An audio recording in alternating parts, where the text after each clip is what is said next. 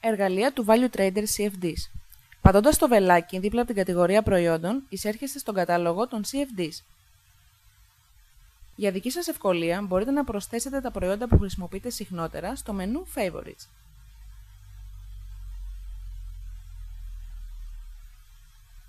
Λόγω του μεγάλου αριθμού των προϊόντων, μπορείτε να χρησιμοποιήσετε τη λειτουργία Search.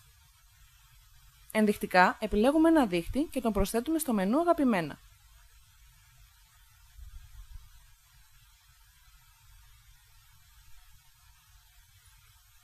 Επιλέγοντας την καρτέλα Favorites, εμφανίζεται ο κατάλογος με τις μετοχές, τους δείχτες ή και τα εμπορεύματα που έχουμε αποθηκεύσει.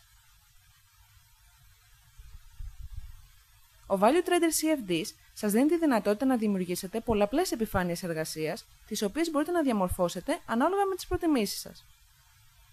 Επίσης, για τη διευκόλυνσή σας, μπορείτε να αποθηκεύσετε όλες τις επιφάνειες εργασίας που θα δημιουργήσετε.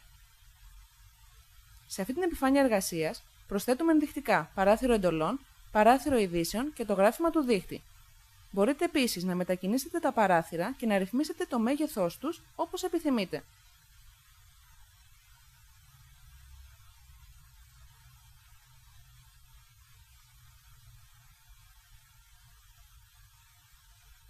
Επιλέγοντας File και στη συνέχεια Save Layout As, μπορείτε να αποθηκεύσετε την επιφάνεια εργασίας του συγκεκριμένου προϊόντος και να της δώσετε ένα αντίστοιχο όνομα.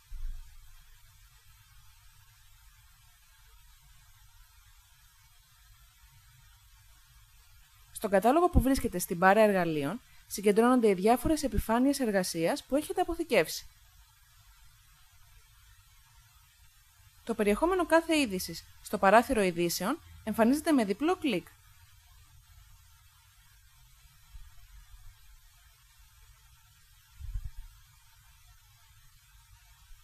Το γράφημα τιμών μπορεί να διαμορφωθεί και με βάση τη χρονική περίοδο ή την προσθήκη ενός εκ των δικτών τεχνικής ανάλυσης που εμπεριέχονται στον κατάλογο.